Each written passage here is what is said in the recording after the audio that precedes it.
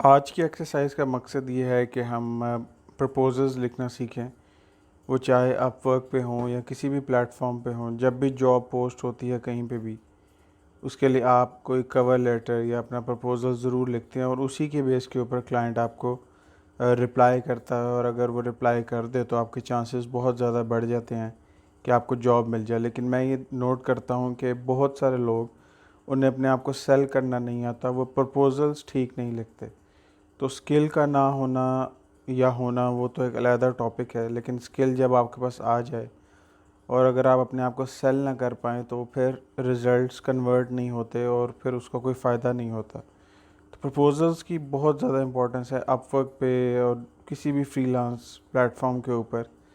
तो चंद रूल्स जो मैं अपने फ्रीलांस राइटिंग कोर्स में पढ़ाता हूँ, ये आपके सामने उसकी स्लाइड्स चल रही हैं। इन स्लाइड्स को हम बड़ा क्विकली गो थ्रू करेंगे और उसके बाद मैं आप लोगों को एक रियल लाइफ जॉब के ऊपर प्रपोज़ल लिख के दिखाऊंगा, ताकि इन कॉन्सेप्ट्स की समझ भी आ जाए प्रैक्टिकली स्पीकिंग। तो how to write winning proposals, ये एक सैम्पल स्लाइड है उन लेक्चर्स में से जो मेरे कोर्स का पार्ट हैं। तो पहला पॉइंट, नेवर यूज़ टेम्पलेट्स। ये तो एक गोल्डन रूल अपने जहन में बिठा लें कि कभी भी किसी चीज़ में टेम्पलेट यूज़ ना करें, ख़ास तौर पर जब प्रपोजल्स की बात आए। तो बहुत सारे लोग ये समझते हैं कि टेम्पलेट यूज़ करके वो कोई जॉब ले सकेंगे, लेकिन ऐसा होता नहीं है। अगर जॉब अच्छी है, वाकई जेन्युइन जॉब है, तो उस पर आपको कभी रिस्पांस नहीं आएगा। हर जॉब के लिए डिफरेंट प्रपोजल आपने लिखना है, टेम्पलेट नहीं यूज़ करना। Client must feel that you read the job description. Client को आपने फील ये ज़रूर करवाना है कि आपने उसकी जॉब पढ़ी है।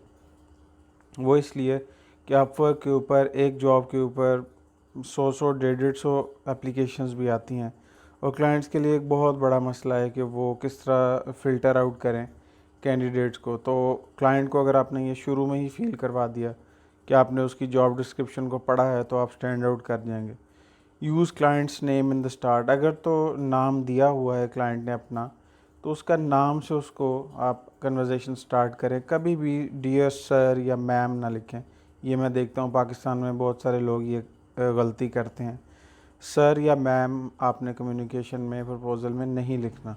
Use short sentences. ये रूल तो वही रहेगा जैसे राइटिंग में एक यूनिवर्सल रूल है कि शॉर्ट सेंटेंसेस यूज़ करने हैं। एक और रिलेटेड चीज़, प्रपोज़ल आपका ज़्यादा लंबा नहीं होना चाहिए। शॉर्ट प्रपोज़ल हो जिसमें क्लाइंट आपकी इंफॉर्मेशन से शिफ्ट थ्रू कर सके और इम्पॉर्टेंट चीज़ों को देख सके। कुछ लोग ये समझते हैं कि लंबा प्रपोज़ल लिखने से कुछ फ़ायदा हो जाएगा, बिल्कुल भी ऐसा नहीं होता। Understand the psychological importance of keywords in job description. ये जब हम प्रैक्टिस करेंगे तब आपको समझ आएगी। लेकिन कीवर्ड्स का मतलब ये कि जो भी क्लाइंट ने जॉब लिखी है, जॉब में कैंडिडेट मांगा है, उसमें आप ये देखें कि क्लाइंट को क्या चीज़ इंपॉर्टेंट लग रही है, किस चीज़ को वो ज़्यादा प्रेफरेंस दे रहा है। कुछ लोग इस चीज़ को प्रेफरेंस देते हैं कि उन्हें बिल्कुल ओरिजिनल राइटर चाहिए जो कभी भी कॉपी पेस्ट ना करे, तो आपका प्रपोज़ल में इस चीज़ पे एम्फेसिस ज़्यादा होना चाहिए। कुछ लोग कहते हैं कि हमें ऐसा राइटर चाहिए जो रिसर्च में बहुत अच्छा हो। आपका एम्फेसिस फिर आपके प्रपोज़ल में उस तरफ ज़्यादा होना चाहिए और उन्हीं कीवर्ड्स को आपको यूज़ करना चाहिए जिनकी बात क्लाइंट ने की है। उससे क्लाइंट आपकी प्रपोज़ल के ऊपर अटेंशन पे करेगा। Never make empty claims. कभी भी अपने प्रपोज़ल में ये ना लिखें कि I am a great writer या I am an expert developer. किसी भी चीज़ के बारे में एम्प्टी क्लेम्स ना करें। आप ये सोचें कि दुनिया में जहाँ पे भी जॉब्स पोस्ट होती हैं, उसके जवाब में हर बंदा यही कहेगा कि आई एम द बेस्ट। आपने इन एम्प्टी क्लेम्स के किए बगैर एग्जाम्पल से ये प्रूव करना है कि यू आर द बेस्ट। तो नेवर मेक एम्प्टी क्लेम्स, उनका कोई फ़ायदा नहीं होगा। नेवर से कि you are the best writer और बस आप ही इसके लिए बेस्ट फिट हैं। अगर आप क्लेम कर रहे हैं तो साथ ही एग्जाम्पल दें कि क्यों, बिकॉज, और फिर आगे अपनी कोई सैम्पल आर्टिकल या कोई भी एक्सपीरियंस जो आपका है उससे आप प्रूव करें। कभी भी एम्प्टी क्लेम ना करें। Attach links, example, portfolio, game plans, suggestions, ये तो ज़रूर होना चाहिए। अगर आपका एक्सपीरियंस है तो सैम्पल्स तो ज़रूर होने चाहिए। Give competitive rates. रेट्स आप कम से कम दें अगर आप बिगिनर हैं। ये एक डिफरेंट टॉपिक है जिस पर मैं अपने कोर्स में बात करता हूँ। Use available data points. Client को रिसर्च करें। अगर क्लाइंट ने आपको अपनी जॉब डिस्क्रिप्शन में अपना नाम, अपनी वेबसाइट, अपने बिज़नेस का नाम दे दिया है, तो समझें कि ये हमारे पास ट्रेजर आ गया है जिसको हम यूज़ करके क्लाइंट की रिक्वायरमेंट को देख सकते हैं। ये मैं आप लोगों को एग्जांपल दूंगा। आस्क क्वेश्चंस, क्वेश्चंस करने से भी कन्वर्जेशन स्टार्ट होती है, और जब कन्वर्जेशन स्टार्ट होती है तो हायर होने का चांसेस बढ़ जाते हैं। तो never shy away from writing a test sample. ये बहुत इंपॉर्टेंट चीज़ है कि जब आप बिगिनर हैं, कोई एग्जांपल नहीं है आपके पास पब्लिश्ड, तो आप सैम्पल आर्टिकल लिखने में बिल्कुल भी ना घबराएं। आपको अगर वाकई जॉब चाहिए तो 15 मिनट 20 मिनट निकालें और उसके ऊपर सैम्पल आर्टिकल लिखें, और उसे कहें कि मेरा एक्सपीरियंस तो नहीं था लेकिन मैं ये सैम्पल लिख रहा हूँ, तो आप मुझे बताइए कि आपको इस तरह का आर्टिकल चाहिए। अब हम एग्जाम्पल एक देखते हैं। ये एक हमारे पास टेस्ट जॉब है जो किसी प्लेटफॉर्म पे पब्लिश हुई थी, और उसकी बेस पे मैं आप लोगों को बताऊंगा कि किस तरह प्रपोजल्स को अप्रोच करते हैं। ठीक है, जॉब डिस्क्रिप्शन चेंज हो सकती है, दुनिया में हज़ारों लाखों तरह की जॉब्स पोस्ट होती हैं रोज़, लेकिन अगर आपकी अप्रोच ठीक हो जाए और आपको साइकोलॉजी समझ आ जाए प्रपोजल राइटिंग की, तो उससे फ़ायदा होगा। तो ये जॉब डिस्क्रिप्शन है जो स्टार्ट होती है कि hello, we are looking for finance writers who can explain complex stock market and economy related topics in a simple manner for non financial audiences to understand. इससे मुझे समझ आ गई कि ये जो क्लाइंट है इसको कोई ऐसा राइटर चाहिए जो मुश्किल टॉपिक्स, फाइनेंस और स्टॉक मार्केट से रिलेटेड, इकोनॉमी से रिलेटेड, उन मुश्किल टॉपिक्स को आम लोगों के लिए इजी ज़ुबान में समझा सके आर्टिकल्स लिख के। तो मुझे एसेंस पता लग गया कि ये शख्स चाहता क्या है। It should be clear and easy to read and comprehensive writing. ये उसके क्लाइंट के पार्ट के ऊपर ग्रामेटिकल मिस्टेक है इसमें कुछ, लेकिन आपने उसकी फ़िक्र नहीं करनी है। आपने ये देखना है कि क्लाइंट चाहता क्या है। तो वो इसी चीज़ को बता रहा है कि उसे सिंपल आर्टिकल्स चाहिए, इजी टू कॉम्प्रहेंड, क्योंकि मुझे ऐसा लगता है कि इसकी ऑडियंस बिल्कुल फाइनेंस पढ़ना तो चाहती है लेकिन वो उससे ज़्यादा अवेयर नहीं है, और हमने हमारा काम ये है कि हम इजी टू अंडरस्टैंड वर्ड्स में फाइनेंस के मुश्किल टॉपिक्स को समझाएं। अब ये एक बहुत अच्छी जॉब डिस्क्रिप्शन इसलिए है कि इसमें एग्जांपल भी दे दिए उसने, जहाँ पे हमें एग्जांपल दे के वो कोई समझा दे तो हमें फ़ायदा होता है। तो एग्जांपल टॉपिक्स क्या हैं? फर्स्ट आर्टिकल की एग्जांपल है, should you care about Apple and Tesla splitting there shares. ये इसने एक एग्जांपल दे दिया कि उसकी वेबसाइट पे इस तरह के आर्टिकल उसे चाहिए होंगे।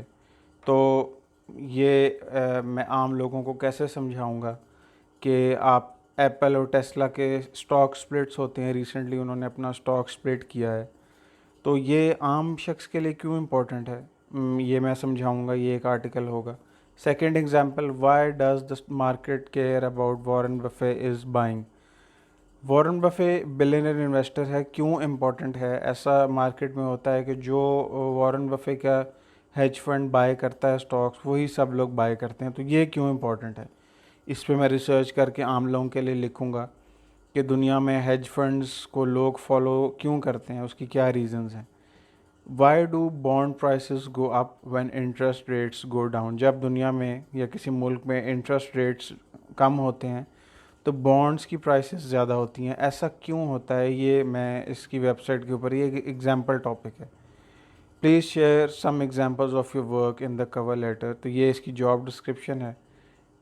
सबसे पहले मैं ज़ाहिर बात है अप्लाई तभी करूँगा जब मेरा फाइनेंस में थोड़ा बहुत इंटरेस्ट या एक्सपीरियंस और नॉलेज हो। तो ये एक एग्जांपल मैं आपको दे रहा हूँ, और मैं यहाँ पे अज्यूम कर रहा हूँ कि हमारा पास्ट एक्सपीरियंस कोई नहीं है। मैं इसको अपना कोई लिंक नहीं दे सकता, मैं इसे अपना कोई डॉक्यूमेंट नहीं अटैच कर सकता। मैं पहली बार अपवर्क पे या किसी प्लेटफॉर्म पे आया हूँ, ये मेरी अजम्पशन है। क्योंकि ज़्यादातर लोग मेरी ऑडियंस में अभी नई फ्रीलांसिंग स्टार्ट कर रहे हैं, तो वो ये कहते हैं कि सर आपका तो 10-12 साल का एक्सपीरियंस है, हमारा तो कोई एक्सपीरियंस नहीं है, तो हम कैसे जॉब्स हासिल करें। तो मैं स्टार्ट करूँगा, हे कोई डियर सर या डियर मैम आप लिखने की ज़रूरत नहीं है। आपने इक्वल बेसिस के ऊपर कैजुअल अंदाज में बात शुरू करनी है, क्योंकि क्लाइंट को है रिस्पेक्ट से कोई उससे नहीं है, उसको सिर्फ़ और सिर्फ टू द पॉइंट एग्जांपल से है। तो आपने है या हाय लिख के, और अगर नाम हो तो हम नाम लिखते हैं उसका।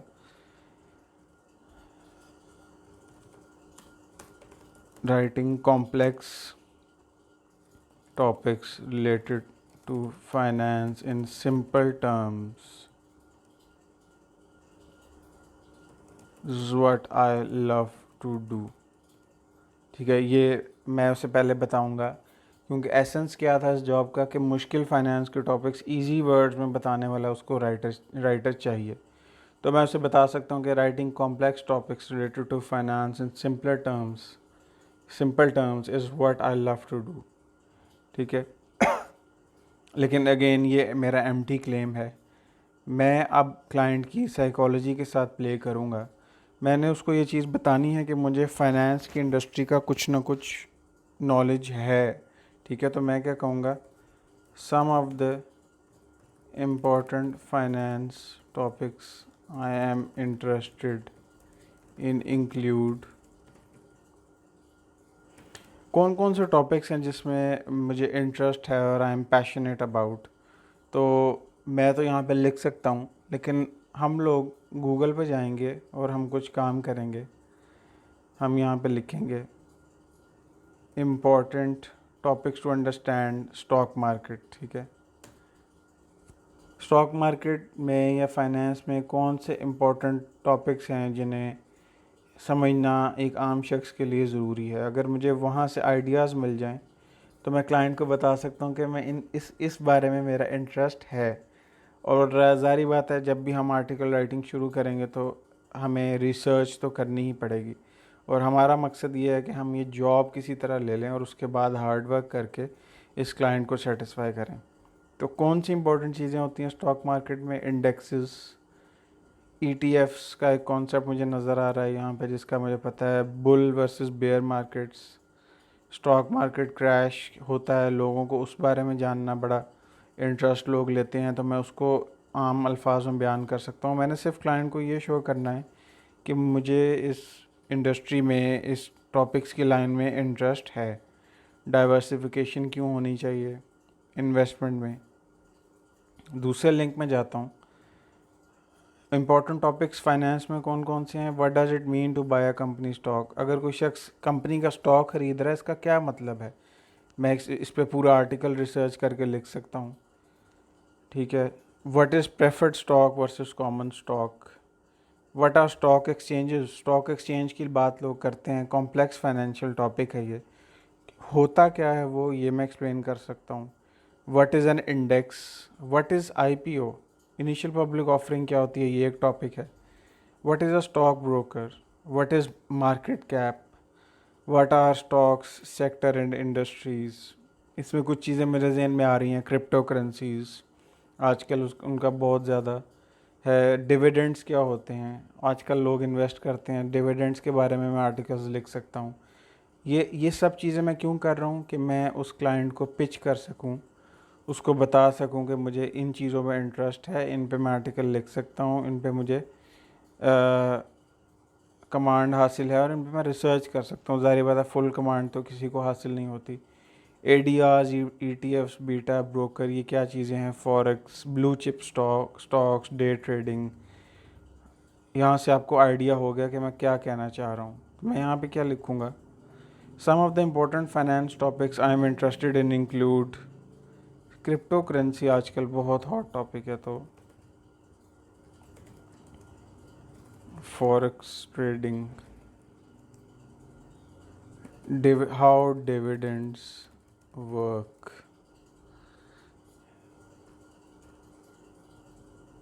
साइंस ऑफ इंडिसेस या इंडेक्सेस। अच्छा, blue chip stocks, investing in penny stocks,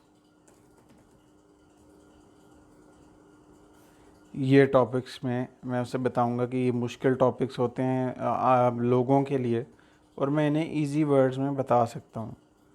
अच्छा, डे ट्रेडिंग एक बहुत ज़बरदस्त टॉपिक है। Day trading concepts and more. ठीक है, ये कुछ टॉपिक्स हैं। I can explain these topics and everything related to economics in simple words to your audience. ये मैं क्लाइंट को कह रहा हूँ कि मैं ये टॉपिक्स और इस तरह की इकोनॉमिक्स से रिलेटेड चीज़ें तुम्हारी ऑडियंस को सिंपल वर्ड्स में बता सकता हूँ। ये सब कुछ मैं क्यों कर रहा हूँ?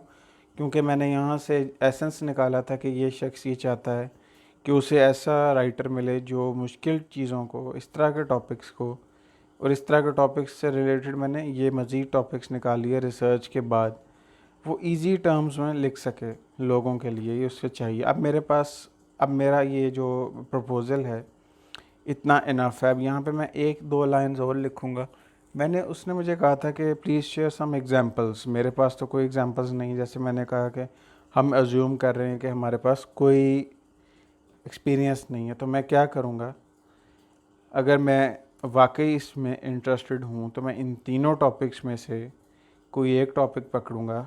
मैं इसको पकड़ूँगा टॉपिक को, why do bond prices go up when interest rates go down. इसके ऊपर मैं रिसर्च करूँगा और मुझे जो चीज़ समझ आएगी मैं उसे सिंपल वर्ड्स में 250 वर्ड्स का एक आर्टिकल लिखूँगा। अगर मैं वाकई सीरियस हूँ राइटिंग की जॉब लेने में और मैं सिर्फ एम्प्टी बिडिंग नहीं करता, उस 250 वर्ड्स ये क्या एक आर्टिकल जो मैं लिखूँगा सिंपल वर्ड्स में, उसको मैं अटैच कर दूँगा यहाँ पे। और मैं क्या लिखूँगा? I am just getting started on Upwork.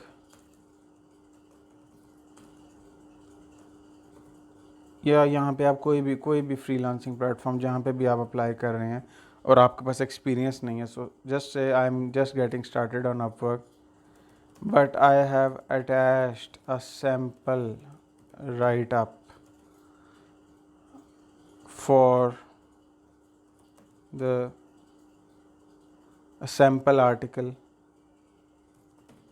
I just wrote on bond prices and interest rates. Please check and let me know. ठीक है, यहाँ से आपने कन्वर्सेशन स्टार्ट करने का भी एक स्पेस रखनी है।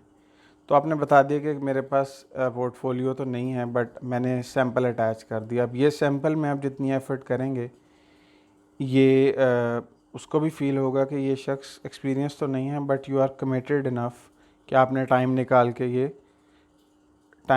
के ये सैम्पल लिखा और सीरियस हैं आप इस जॉब के बारे में।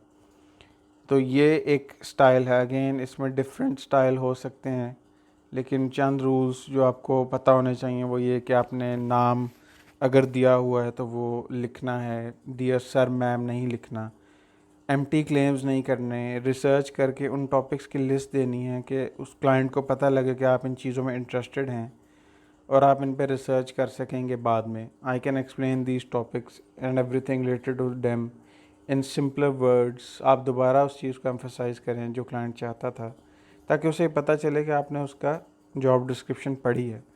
और आप फिर एंड पे कोई सैम्पल ज़रूर अटैच करें। लेकिन हम लोगों ने ये अज्यूम किया कि हमारे पास कोई एक्सपीरियंस नहीं है और हम कोई शुरू में जॉब लेना चाहते हैं, तो हम सैम्पल लिखेंगे और वो उसमें हम टाइम पुट करेंगे और उसमें आपकी राइटिंग स्किल्स काम आएंगी। उन राइटिंग स्किल्स को इम्प्रूव करने के लिए मैं कोर्स में लोगों को 1-on-1 कोचिंग देता हूँ, तो उसके लिए आप मुझे कांटेक्ट कर सकते हैं। लेकिन प्रपोज़ल राइटिंग का ये एक रफ़ स्केच है।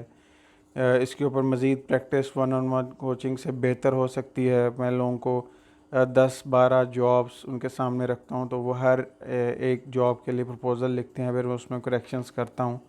लेकिन इस सब के बारे में अगर आपको कोई क्वेश्चन हो तो मुझे कमेंट करें या व्हाट्सएप के ऊपर मैसेज करें।